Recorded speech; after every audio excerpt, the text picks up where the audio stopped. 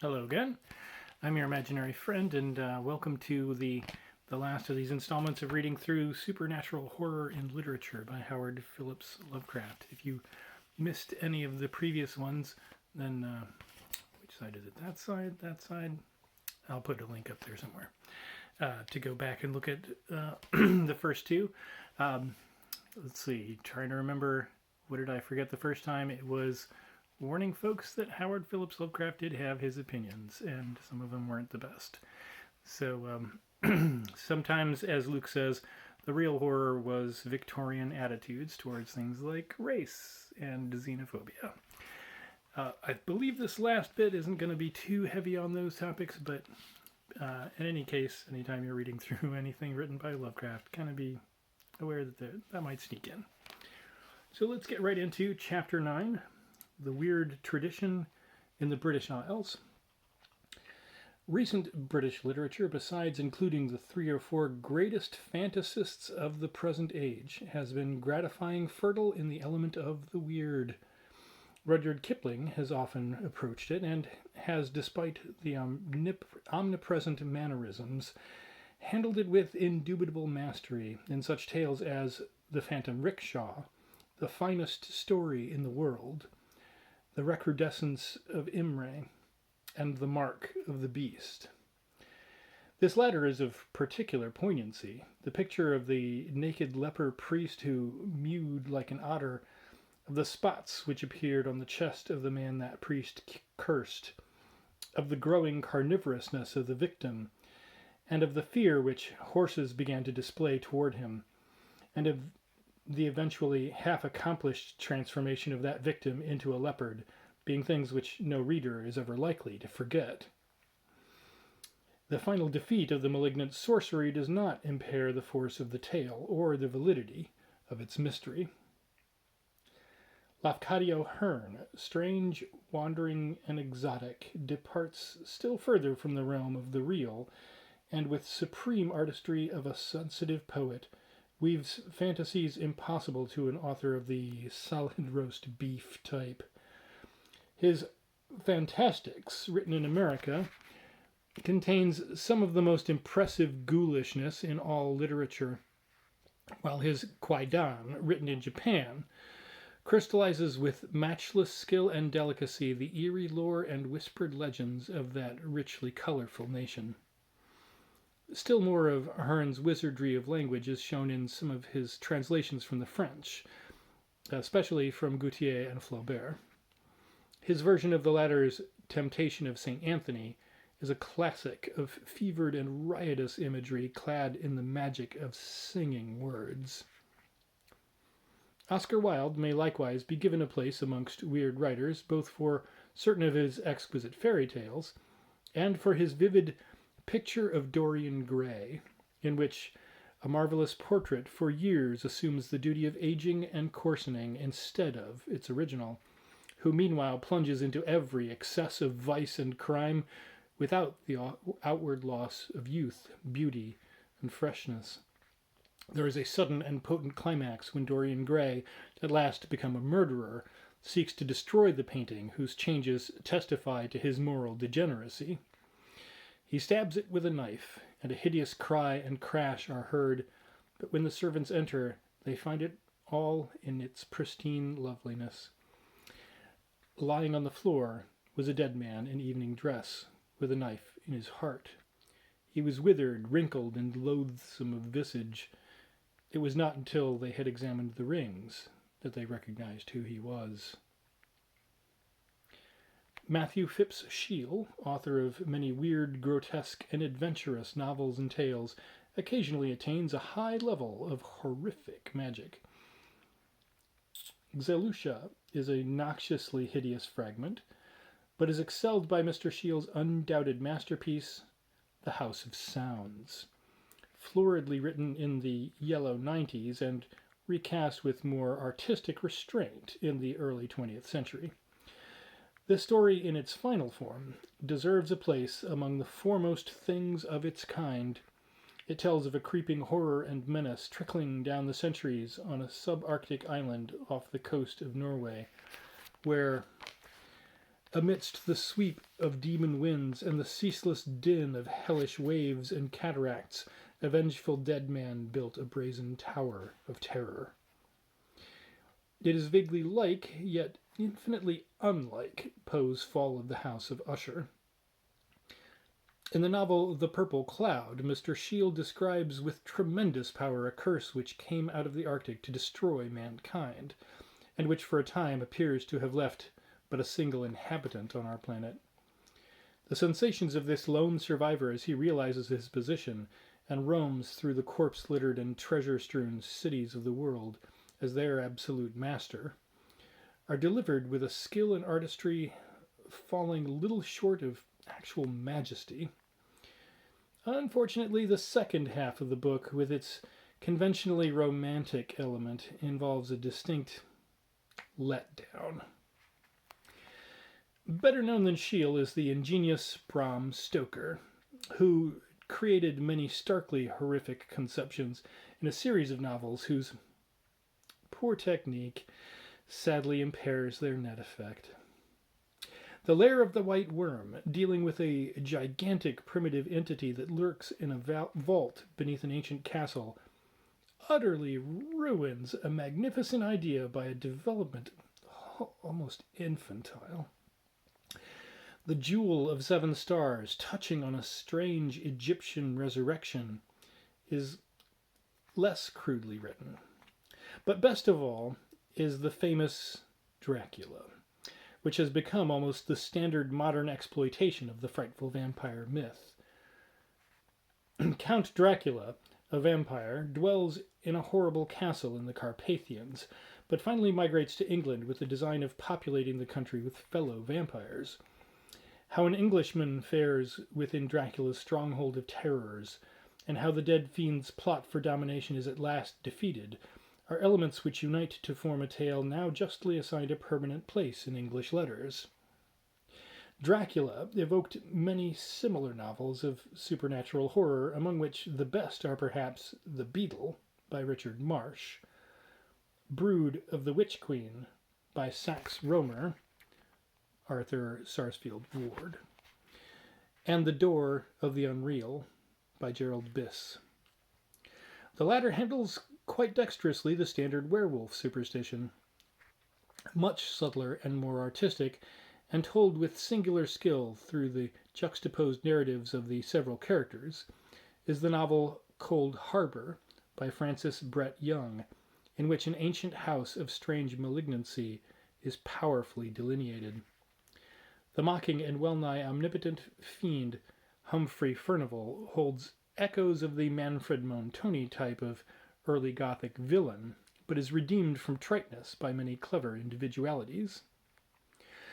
Only the slight diffuseness of explanation at the close, and the somewhat too free use of divination as a plot factor, keep this tale from approaching absolute perfection. In the novel Witch Wood, John Buchan depicts with tremendous force a survival of the evil Sabbat in a lonely district of Scotland. The description of the Black Forest with the evil stone, and of the terrible cosmic adumbrations when the horror is finally extirpated, will repay one for wading through the very gradual action and plethora of Scottish dialect. Some of Mr. Buchan's short stories are also extremely vivid in their spectral intimations. The Green Wildebeest tale of African witchcraft, The Wind in the Portico with its awakening of dead Britanno-Roman horrors, and Skule Skerry, that's Skule Skerry, with its touches of subarctic fright, being especially remarkable. Clemence Housman, in the brief novelette The Werewolf, attains a high degree of gruesome tension and achieves to some extent the atmosphere of authentic folklore. In The Elixir of Life, Arthur Ransome attains some darkly excellent effects despite a general naivete of plot, while H.R. Drake's The Shadowy Thing summons up strange and terrible vistas. George MacDonald's Lilith has a compelling bizarrerie all its own, the first and simpler of the two versions being perhaps the more effective.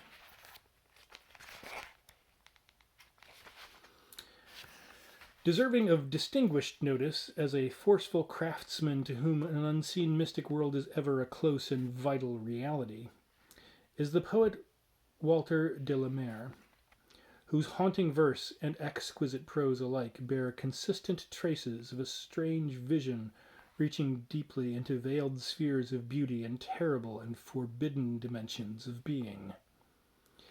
In the novel The Return, we see the soul of a dead man reach out of its grave of 2 centuries and fasten itself upon the flesh of the living, so that even the face of the victim becomes that which had long ago returned to dust.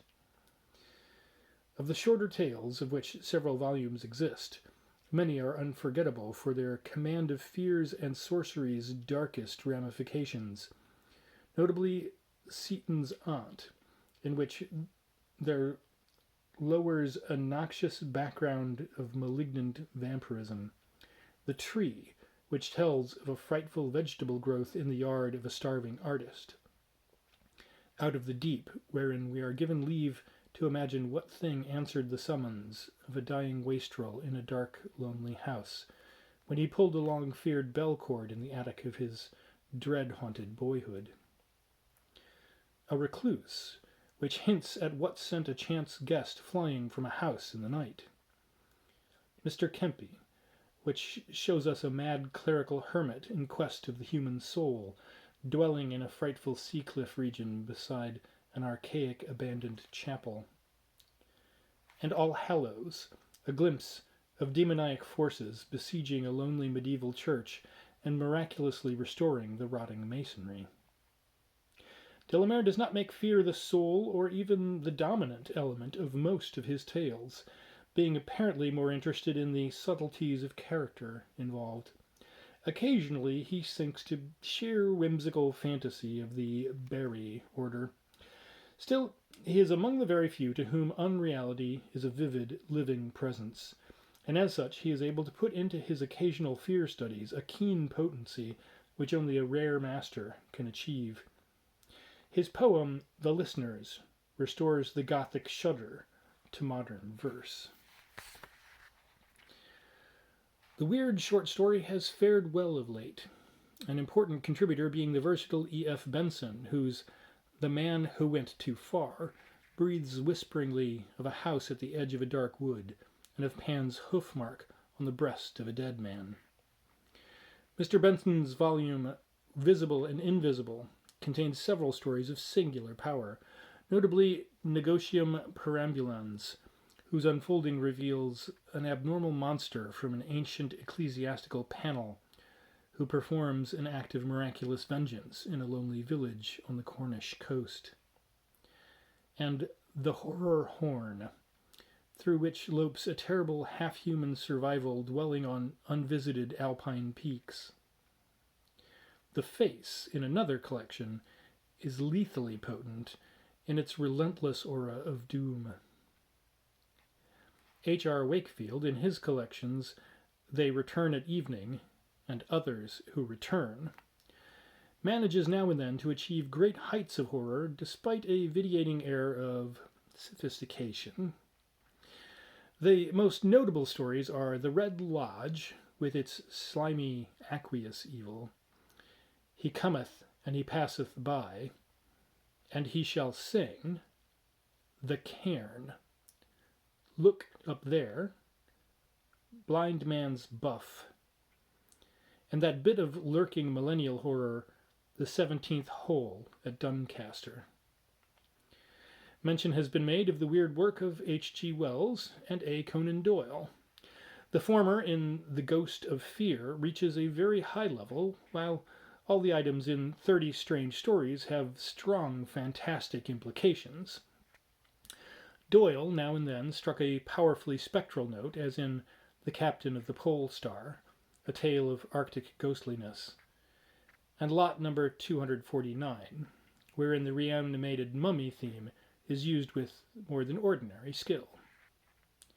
Hugh Walpole, of the same family as the founder of Gothic fiction, has sometimes approached the bizarre with much success. His short story, Mrs. Lunt, carrying a very poignant shudder.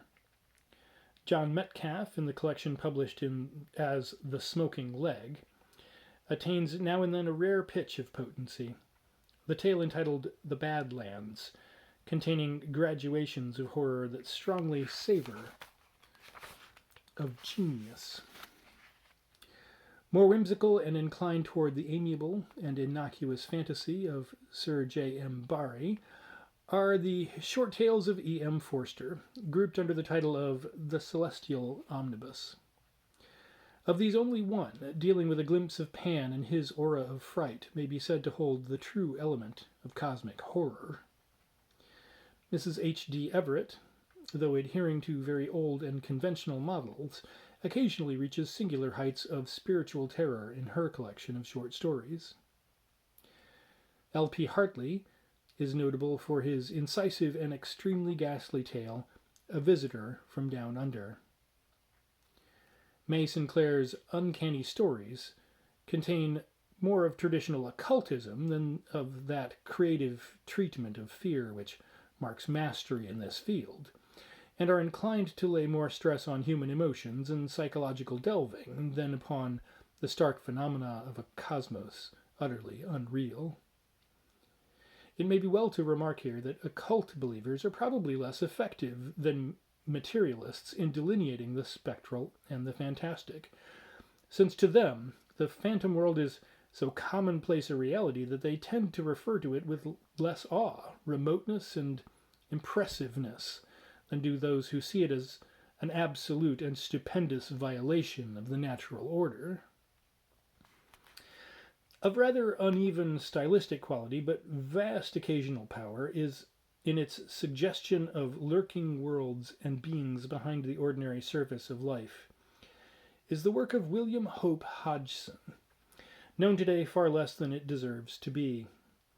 Despite a tendency toward conventionally sentimental conceptions of the universe and of man's relation to it and his fellows, Mr. Hodgson is perhaps second only to Algernon Blackwood in his serious treatment of unreality. Few can equal him in adumbrating the nearness of nameless forces and monstrous besieging entities through casual hints and insignificant details, or in conveying feelings of the spectral and the abnormal in connection with regions or buildings. In The Boats of the Glen Carrig, 1907, we are shown a variety of malign marvels and accursed unknown lands as encountered by the survivors of a sunken ship.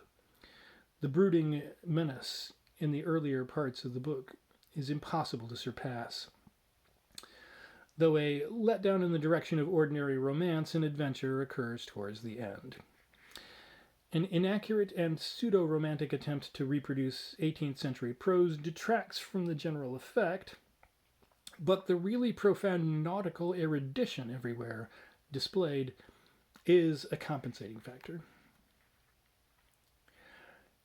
The House on the Borderland, 1908, perhaps the greatest of all Mr. Hodgson's works, tells of a lonely and evilly regarded house in Ireland which forms a focus for hideous otherworld forces and sustains a siege of blasphemous hybrid anomalies from a hidden abyss below. The wanderings of the narrator's spirit through limitless light years of cosmic space and kalpas of eternity, and its witnessing of the solar system's final destruction, constitute something almost unique in standard literature. And everywhere there is manifest the author's power to suggest vague, ambushed horrors in natural scenery. But for a few touches of commonplace sentimentality, this book would be a classic of the first water. The Ghost Pirates, 1909, regarded by Mr. Hodgson as rounding out a trilogy with the two previously mentioned works, is a powerful account of a doomed and haunted ship on its last voyage, and of the terrible sea devils of quasi-human aspect, and perhaps the spirits of bygone buccaneers, that besiege it, and finally drag it down to an unknown fate. With its command of maritime knowledge and its clever selection of hints and incidents suggestive of latent horrors in nature, this book at times reaches enviable peaks of power.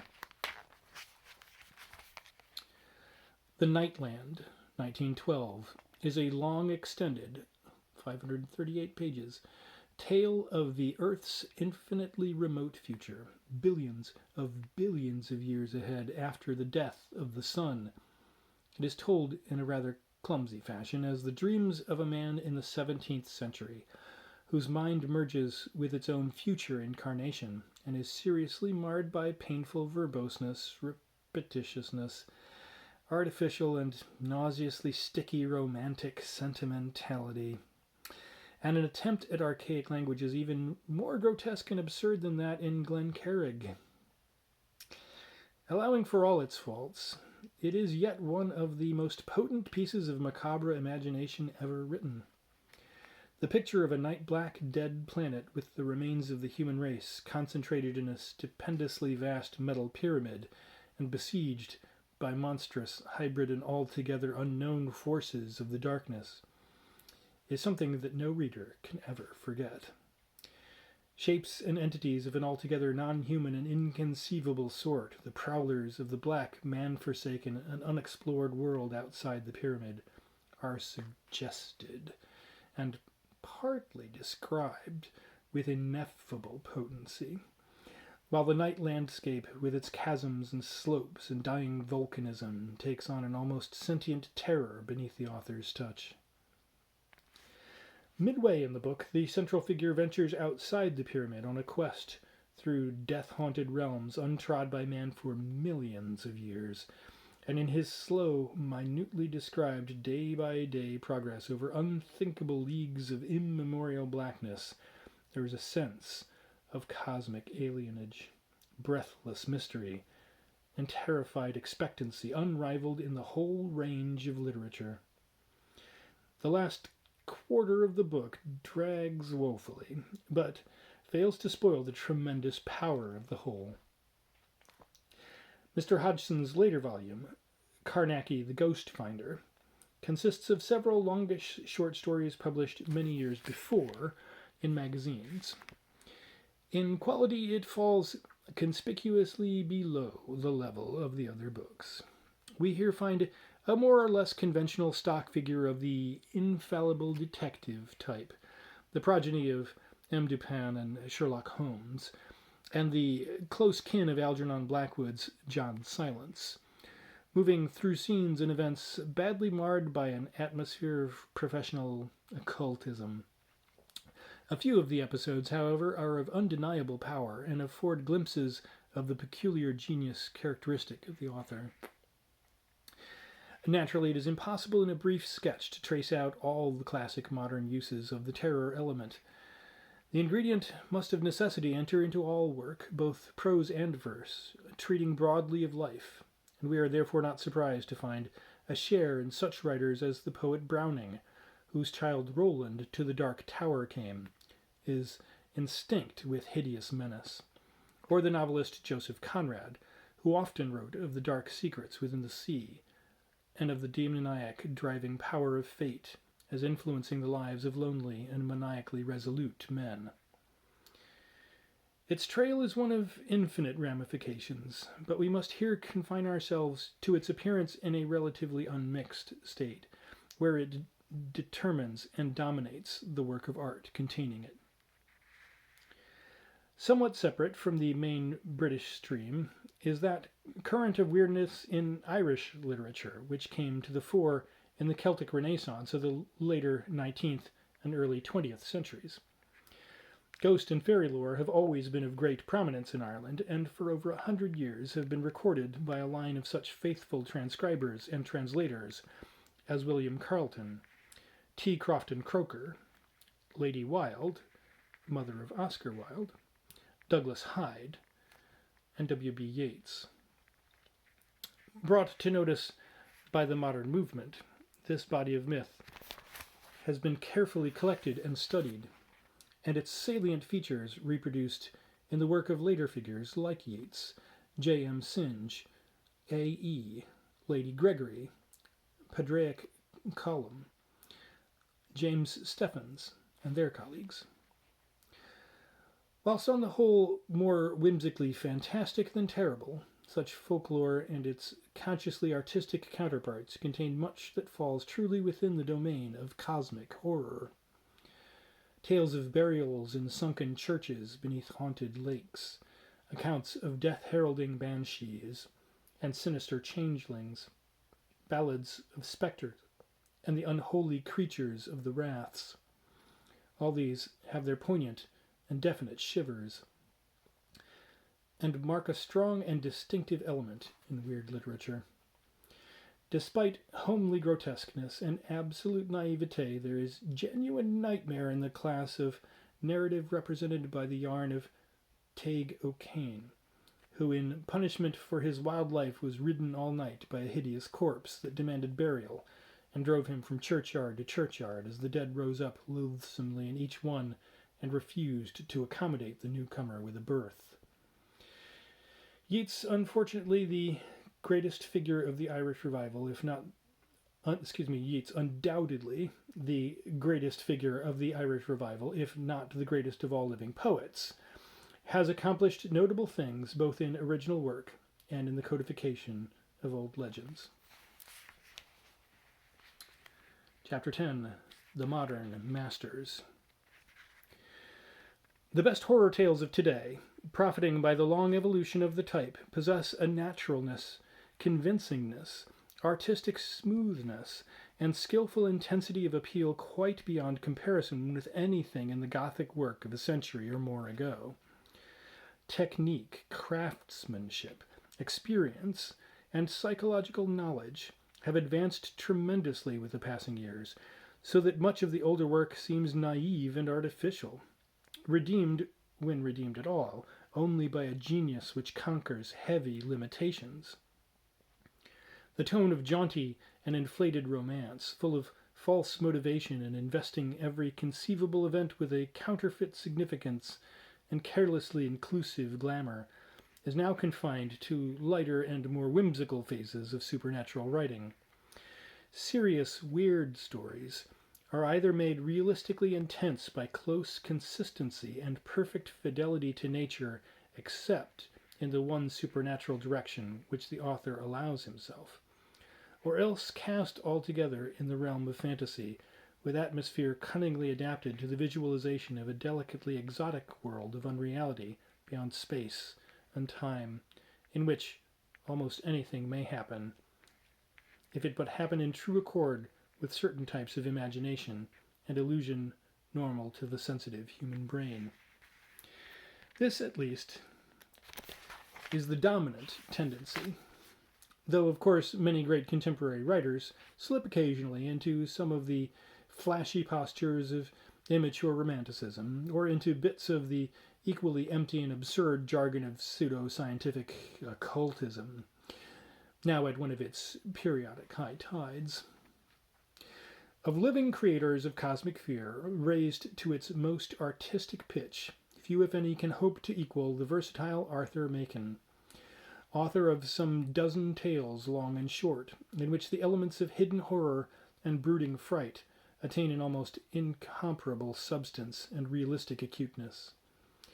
Mr. Machen, a general man of letters and master of an exquisitely lyrical and expressive prose style, has perhaps put more conscious effort into his picturesque Chronicles of Clemence, his refreshing essays, his vivid autobiographical volumes, his fresh and spirited translations, and above all his memorable epic of the sensitive aesthetic mind, The Hill of Dreams, in which the youthful hero responds to the magic of that ancient Welsh environment which is the author's own, and lives a dream life in the Roman city of Iscasilurum, now shrunk to the relic-strewn village of Caerleon-on-Usk.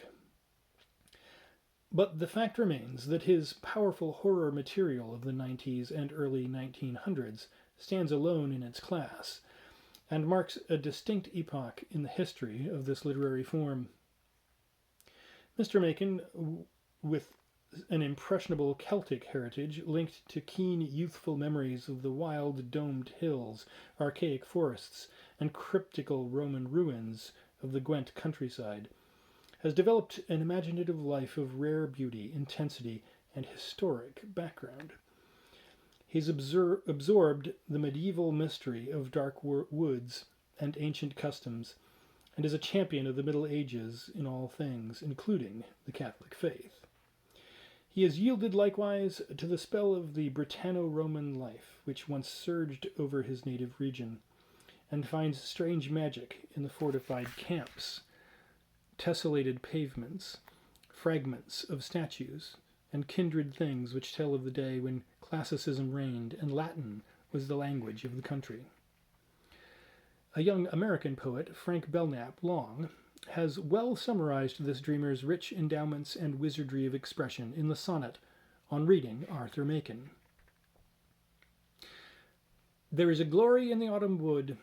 The ancient lanes of England wind and climb past wizard oaks and gorse and tangled thyme, to where a fort of mighty empire stood.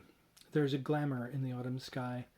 The reddened clouds are writhing in the glow of some great fire, and there are glints below of tawny yellow where the embers die.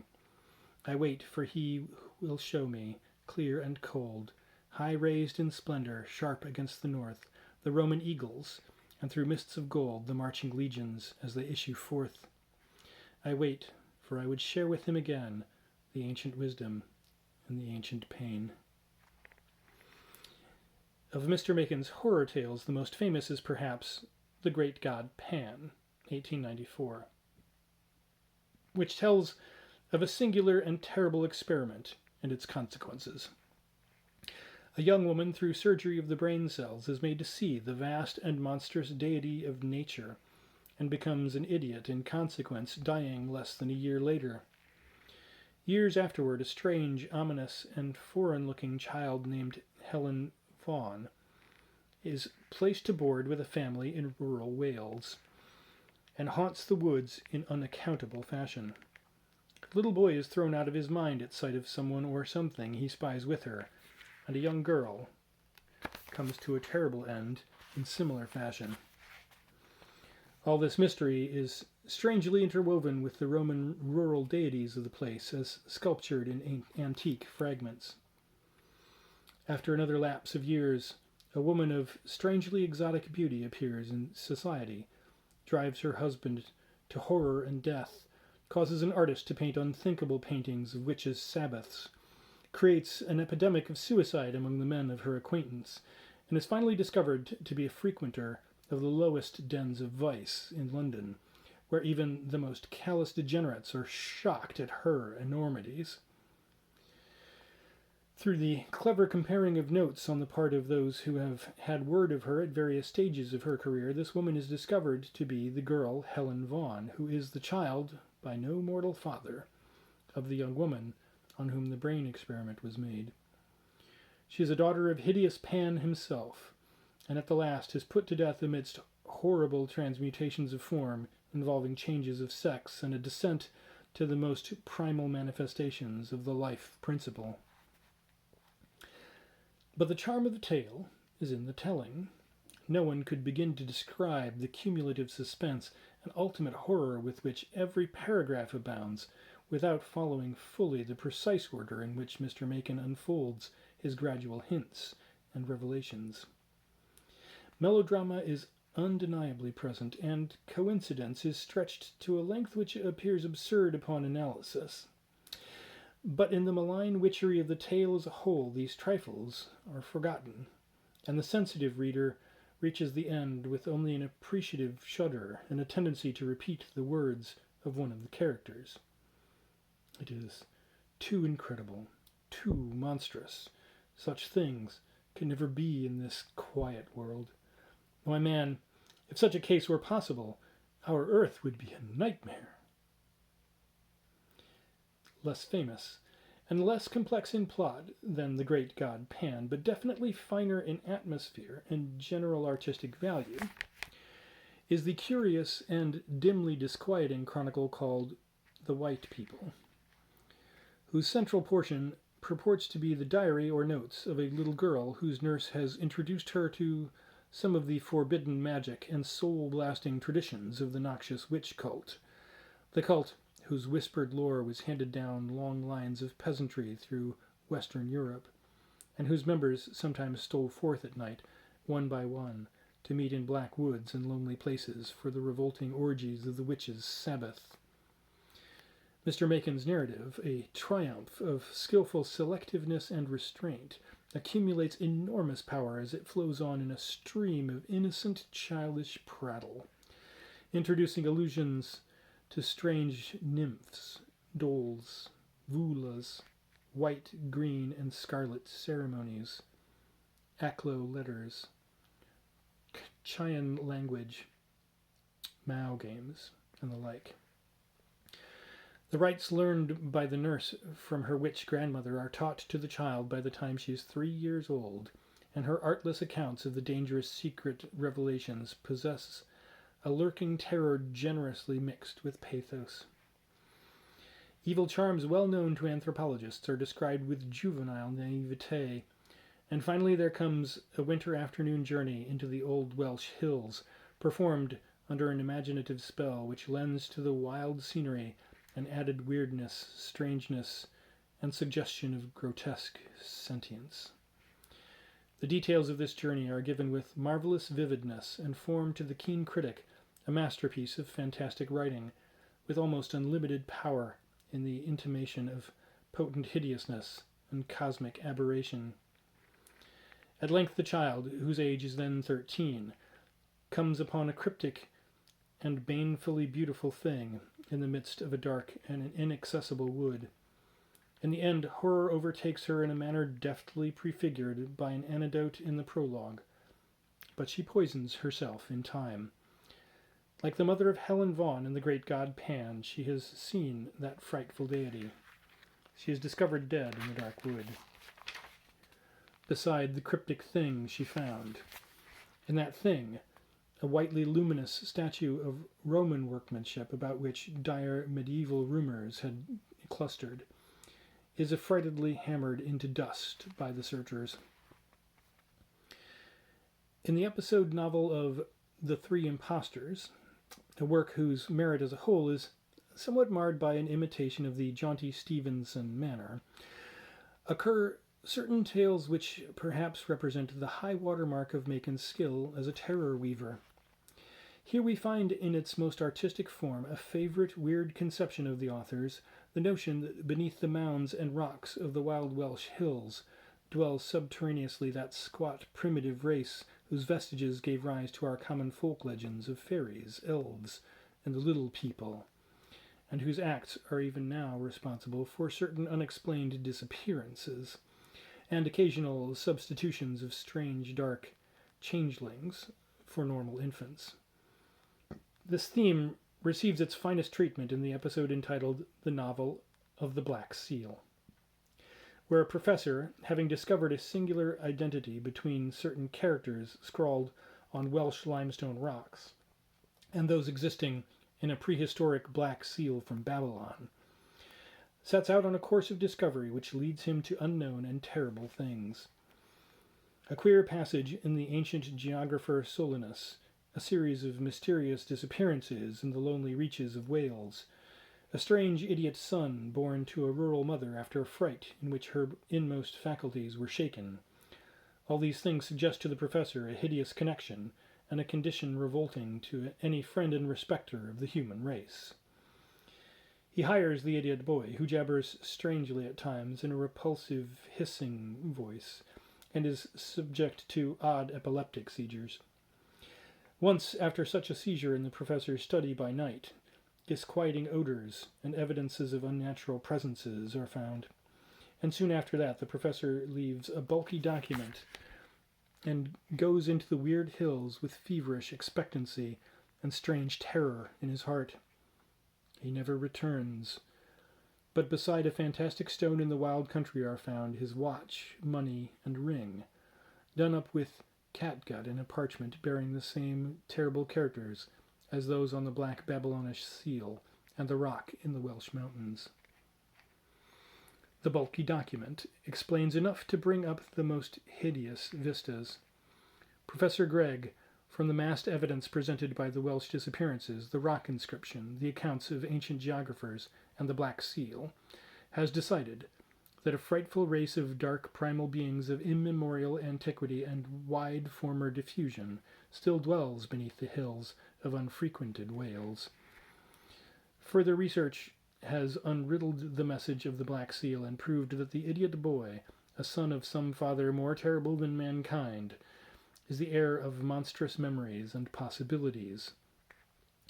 That strange night in the study, the professor invoked the awful transmutation of the hills by the aid of the Black Seal, and aroused in the hybrid idiot the horrors of his shocking paternity.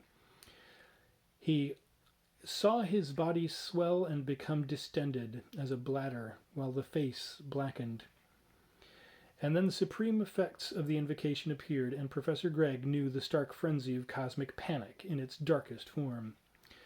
He knew the abysmal gulfs of abnormality that he had opened, and went forth into the wild hills prepared and resigned. He would meet the unthinkable little people, and his document ends with a rational observation. If unhappily I do not return from my journey, there is no need to conjure up here a picture of the awfulness of my fate. Also in The Three Impostors is the novel of the white powder, which approaches the absolute culmination of loathsome fright. Francis Lester, a young law student nervously worn out by seclusion and overwork, has a prescription filled by an old apothecary none too careful about the state of his drugs. The substance, it later turns out, is an unusual salt, which time and varying temperature have accidentally changed to something very strange and terrible. Nothing less, in short, than the medieval vinum sabbati, whose consumption at the horrible orgies of witches' Sabbath gave rise to shocking transformations, and if injudiciously used, to unutterable consequences. Innocently enough, the youth regularly imbibes the powder in a glass of water after meals, and at first seems substantially benefited.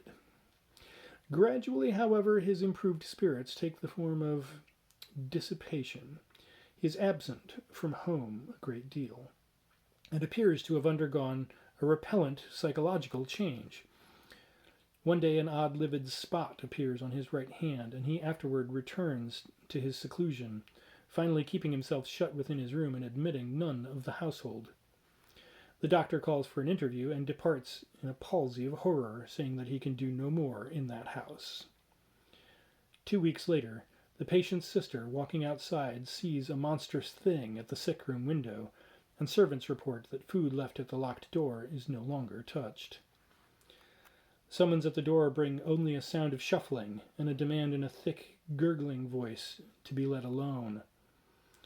At last, an awful happening is reported by a shuddering housemaid. The ceiling of the room below Lester's is stained with a hideous black fluid, and a pool of viscous abomination has dripped to the bed beneath. Dr. Heberden, now persuaded to return to the house, breaks down the young man's door and strikes again and again with an iron bar at the blasphemous, semi-living thing he finds there. It is a dark and putrid mass, seething with corruption and hideous rottenness, neither liquid nor solid, but melting and changing. Burning points like eyes shine out of its midst, and before it is dispatched, it tries to lift what might have been an arm. Soon afterward, the physician, unable to endure the memory of what he has beheld, dies at sea while bound for a new life in America. Mr. Macon returns to the demoniac little people in The Red Hand and The Shining Pyramid, and in The Terror, a wartime story, he treats with very patent mystery the effect of man's modern repudiation of spirituality on the beasts of the world, which are thus led to question his supremacy and to unite for his extermination. Of utmost delicacy, and passing from mere horror into true mysticism, is The Great Return, a story of the Graal, also a product of the war period. Too well known to need description here is the tale of the Bowmen, which, taken for authentic narration, gave rise to the widespread legend of the Angels of Mons, ghosts of the English archers of Cressy and Agincourt, who fought in 1914 beside the hard-pressed ranks of England's glorious Old Contemptibles.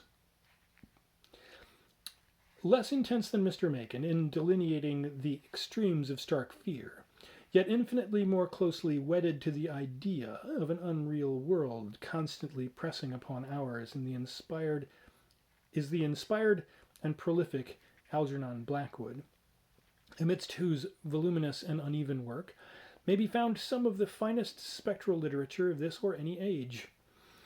Of the quality of Mr. Blackwood's genius there can be no dispute, for no one has ever approached the skill, seriousness, and minute fidelity with which he records the overtones of strangeness in ordinary things and experiences, or the preternatural insight with which he builds up, detail by detail, the complete sensations and perceptions leading from reality into supernormal life or vision.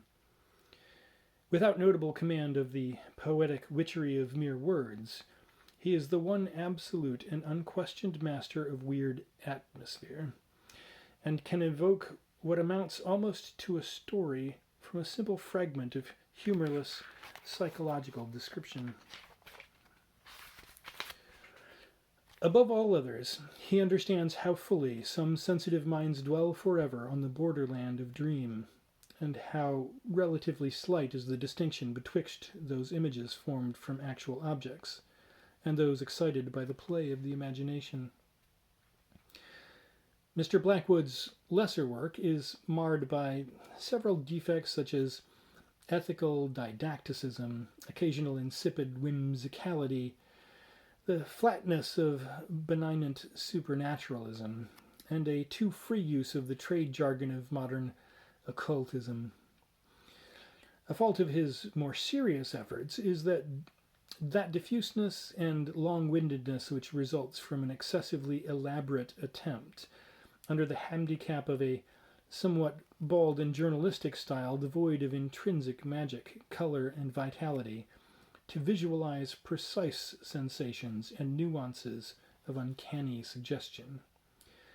But in spite of all this, the major products of Mr. Blackwood attain a genuinely classic level, and evoke, as does nothing else in literature, an awed and convinced sense of the immanence of strange spiritual spheres of entities. The well-nigh endless array of Mr. Blackwood's fiction includes both novels and shorter tales, the latter sometimes independent and sometimes arrayed in series. Foremost of all must be reckoned The Willows, in which the nameless presence on a desolate Danube island are horribly felt and recognized by a pair of idle voyagers. Here art and restraint in narrative reach their very highest development, and an impression of lasting poignancy is produced without a single strained passage or a single false note. Another amazingly potent, though less artistically finished tale is The Wendigo, where we are confronted by horrible evidences of a vast forest demon, about which North Woods lumbermen whisper at evening. The manner in which certain footprints tell certain unbelievable things is really a marked triumph in craftsmanship. In An Episode in a Lodging House, we behold frightful presences summoned out of black space by a sorcerer, and the listener tells of the awful psychic residuum creeping about an old house where a leper died. In the volume titled Incredible Adventures occur some of the finest tales in which the author has yet produced, leading the fancy to wild rites on nocturnal hills, to secret and terrible aspects lurking behind stolid scenes, and to unimaginable vaults of mystery below the sands and pyramids of Egypt. All with a serious finesse and delicacy that convince where a cruder or lighter treatment would merely amuse. Some of these accounts are hardly stories at all, but rather studies in elusive impressions and half-remembered snatches of dream. Plot is everywhere negligible, and atmosphere reigns untrammeled. John Silence, Physician Extraordinary, is a book of 5 related tales through which a single character runs his triumphant course, marred only by traces of the popular and conventional detective story atmosphere, for Dr. Silence is one of those benevolent geniuses who employ their remarkable powers to aid worthy fellow men in difficulty. These narratives contain some of the author's best work, and produce an illusion at once emphatic and lasting. The opening tale, A Psychical Invasion, relates what befell a sensitive author in a house once the scene of dark deeds, and how a legion of fiends was exorcised. Ancient Sorceries, perhaps the finest tale in the book, gives an almost hypnotically vivid account of an old French town where once the unholy Sabbath was kept by all the people in the form of cats. In The Nemesis of Fire, a hideous elemental is evoked by new spilt blood, whilst Secret Worship tells of a German school where Satanism held sway, and where long afterward an evil aura remained. The Camp of the Dog is a werewolf tale, but is weakened by moralization and professional occultism. Too subtle, perhaps, for definite classification as horror tales, yet possibly more truly artistic in an absolute sense, are such delicate fantasies as Jimbo or The Centaur. Mr. Blackwood achieves in these novels a close and palpitant approach to the inmost substance of dreams, and works enormous havoc with the conventional barriers between reality and imagination. Unexcelled in the sorcery of crystalline singing prose, and supreme in the creation of a gorgeous and languorous world of iridescently exotic vision, is Edward John Moreton Drax Plunkett, 18th Baron Dunsany, whose tales and short plays form an almost unique element in our literature. Inventor of a new mythology and weaver of surprising folklore, Lord Dunsany stands dedicated to a strange world of fantastic beauty, and pledged to eternal warfare against the coarseness and ugliness of diurnal reality. His point of view is the most truly cosmic of any held in the literature of any period. As sensitive as Poe to dramatic values and the significance of isolated words and details, and far better equipped rhetorically through a simple lyric style based on the prose of the King James Bible, this author draws with tremendous effectiveness on nearly every body of myth and legend within the circle of European culture, producing a composite or eclectic cycle of fantasy in which Eastern color, Hellenic form, Teutonic somberness, and Celtic wistfulness are so superbly blended that each sustains and supplements the rest without sacrifice of perfect congruity and homogeneity. In most cases, Dunsany's lands are fabulous, beyond the East or at the edge of the world. His system of original personal and place names, with roots drawn from classical, oriental, and other sources, is a marvel of versatile inventiveness and poetic discrimination, as one may see from such specimens as Argumenes, Bethmura, Poltarnes, Camorac, Iluriel, and Sardathrion. Beauty, rather than terror, is the keynote of Dunsany's work. He loves the vivid green of jade and of copper domes, and the delicate flush of sunset on the ivory minarets of impossible dream cities. Humor and irony, too, are often present to impart a gentle cynicism and modify what might otherwise possess a naive intensity. Nevertheless, as it is inevitable in a master of triumphant unreality, there are occasional touches of cosmic fright which come well within the authentic tradition. Dunsany loves to hint slyly and adroitly of monstrous things and incredible dooms, as one hints in a fairy tale.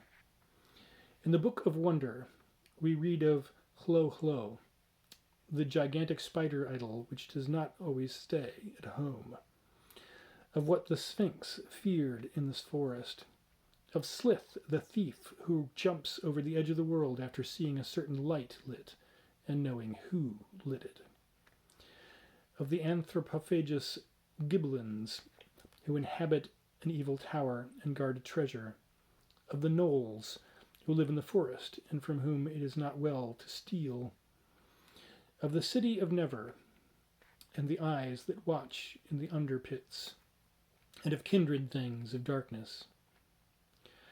A dreamer's tales tells of the mystery that sent forth all men from Bethmura in the desert, of the vast gate of Perdondaris that was carved from a single piece of ivory, and of the voyage of poor old Bill, whose captain cursed the crew and paid calls on nasty-looking isles new risen from the sea, with low thatched cottages having evil, obscure windows.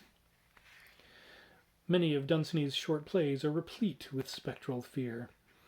In The Gods of the Mountain, 7 beggars impersonate the 7 green idols on a distant hill, and enjoy ease and honor in a city of worshippers, until they hear that the real idols are missing from their wonted seats. A very ungainly sight in the dusk is reported to them. Rock should not walk in the evening. And at last, as they sit awaiting the arrival of a troupe of dancers, they note that the approaching footsteps are heavier than those of good dancers ought to be.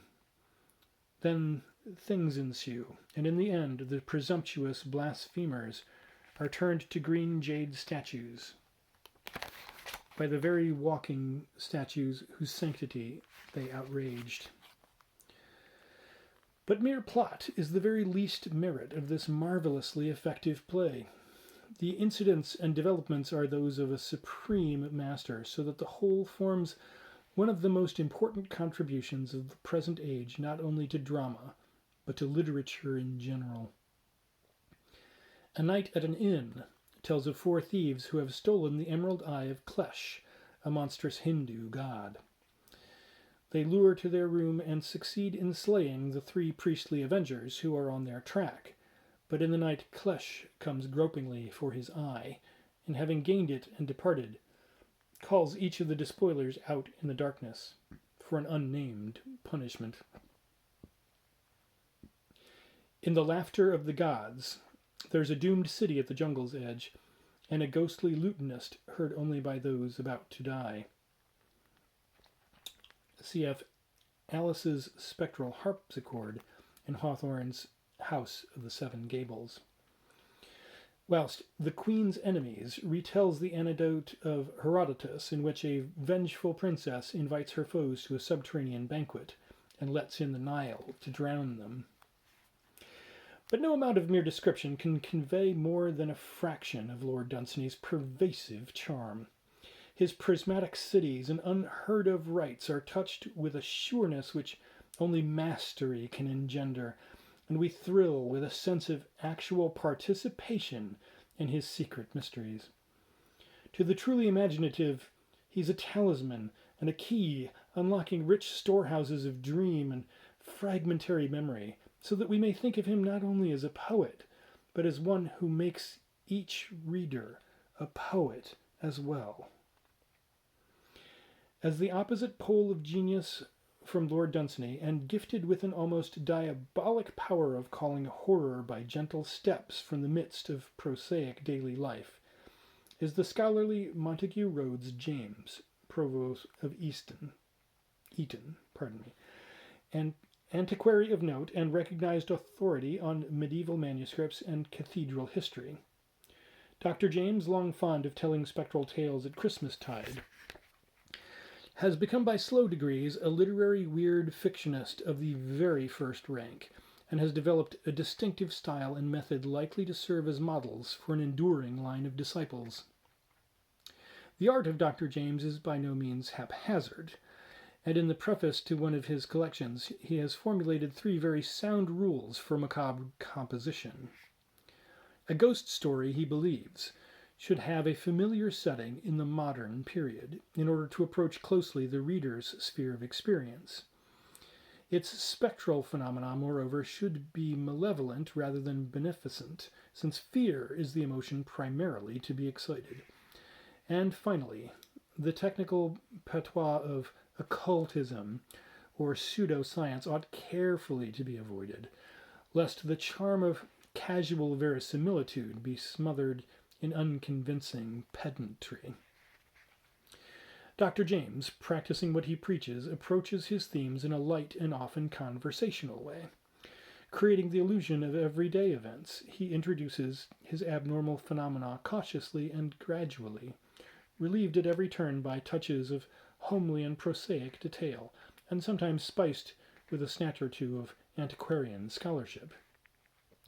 Conscious of the close relation between present weirdness and accumulated tradition, he generally provides remote historical antecedents of his incidents, thus being able to utilize very aptly his exhaustive knowledge of the past and his ready and convincing command of the archaic diction and coloring.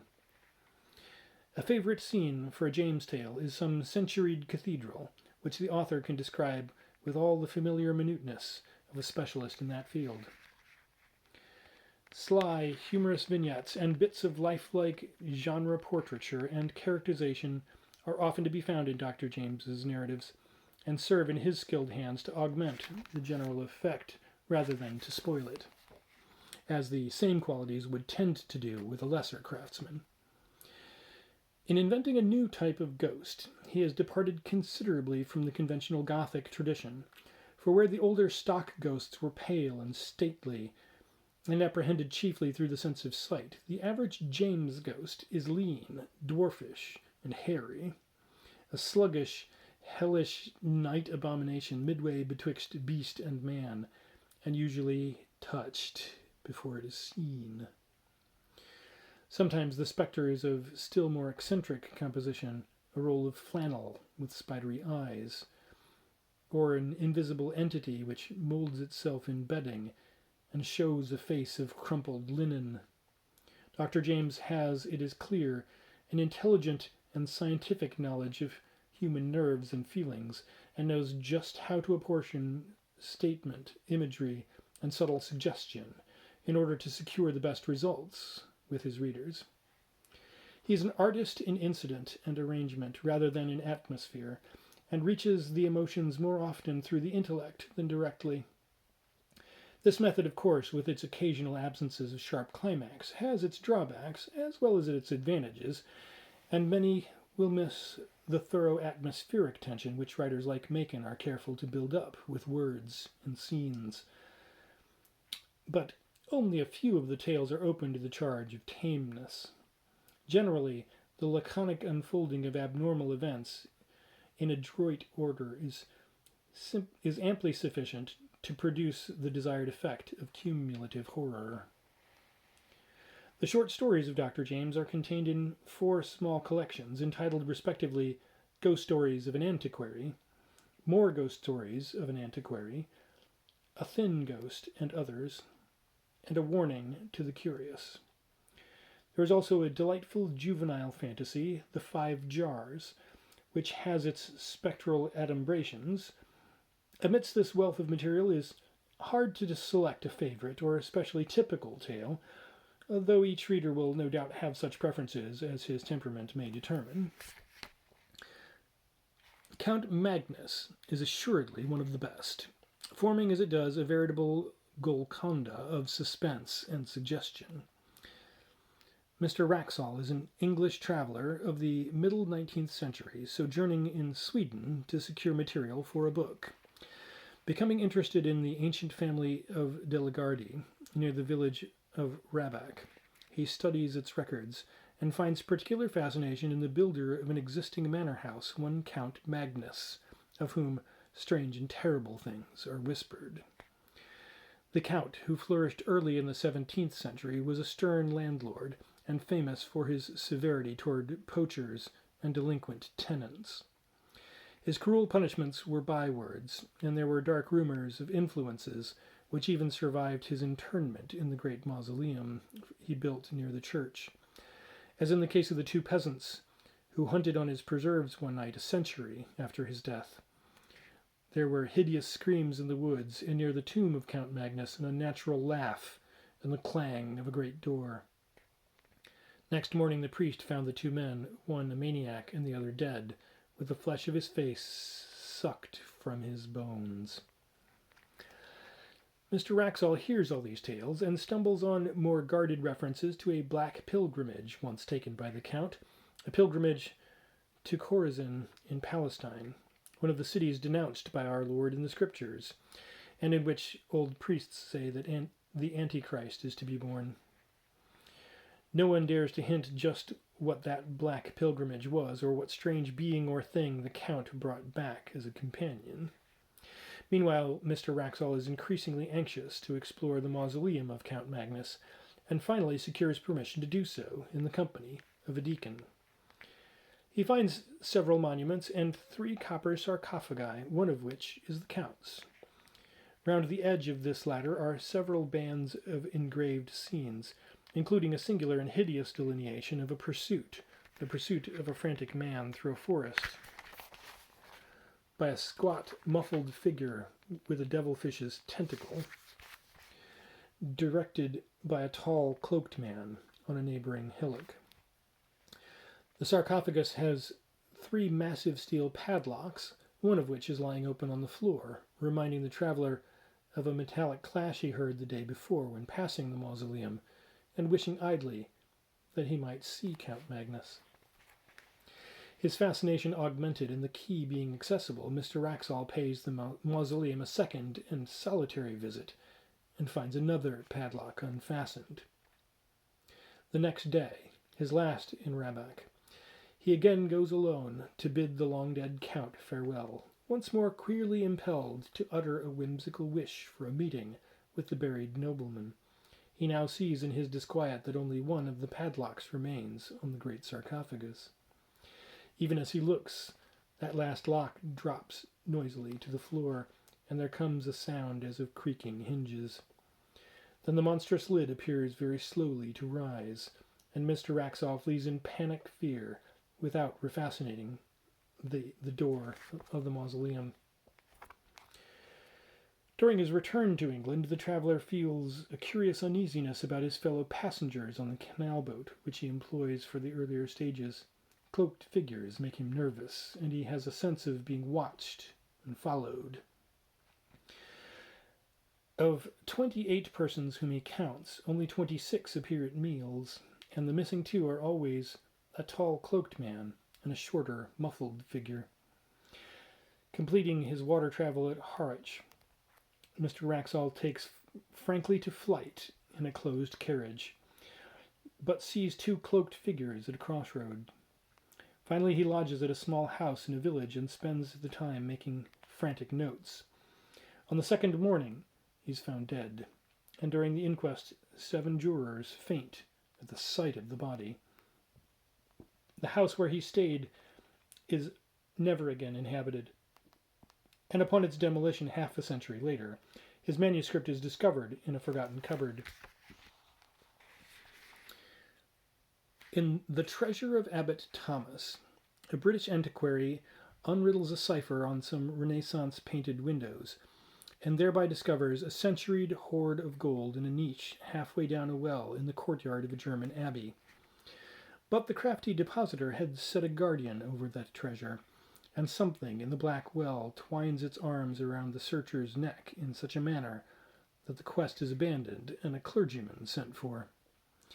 Each night after that, the discoverer feels a stealthy presence and detects a horrible odor of mold outside the door of his hotel room, till finally the clergyman makes a daylight replacement of the stone at the mouth of the treasure vault in the well, out of which something had come in the dark to avenge the disturbing of old Abbot Thomas's gold. As he completes his work, the cleric observes a curious toad-like carving on the ancient wellhead, with the Latin motto, Depositum Custodi, keep that which is committed to thee. Other notable James tales are the Stalls of Barchester Cathedral, in which a grotesque carving comes curiously to life to avenge the secret and subtle murder of an old dean by his ambitious successor.